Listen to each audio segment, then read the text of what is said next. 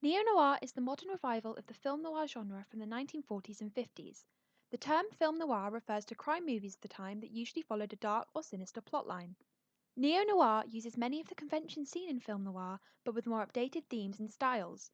We see film noir conventions such as conjunction between light and shadows, blurring of lines between good and bad, the use of Dutch angles, and often the thematic ideas of crime, revenge, and increased references to sexuality.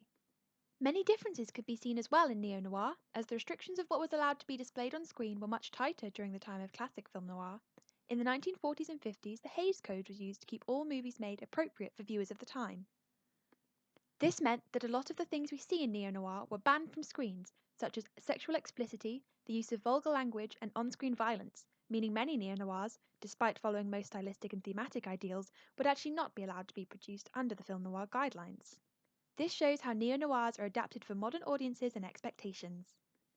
Arguably, the 2000s was the biggest decade for neo-noir genre identification, with films such as Kill Bill and Zodiac pushing the limits of the genre and showcasing the range of the ways the style can be used on screen.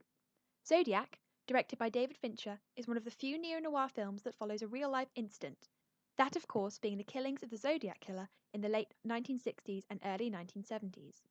The film uses shadows and a lack of lighting to add atmosphere and suspense to the plot, and often follows the classic film noir concept of hiding a lot of the violence on screen and instead picturing either another character's reaction to the murder or the crime scene after the killing has happened. This covering of the gore helps add to the suspense of not knowing who the murderer is and almost makes the viewer feel as if they are one of the detectives working the case, despite seeing, to a degree, the murder taking place. Kill Bill, directed by Quentin Tarantino, spins the noir concept of typical gender roles in which the woman is seen as weaker and needing a man to do her work for her by having the woman as the protagonist and central character. The film follows the journey of the bride exacting her revenge upon a group of assassins that attempted to murder her and her unborn child. On top of using modern neon lighting to accentuate scenes and create more powerful shadows, the movie cuts to black and white during some scenes, almost as an homage to the film noir genre.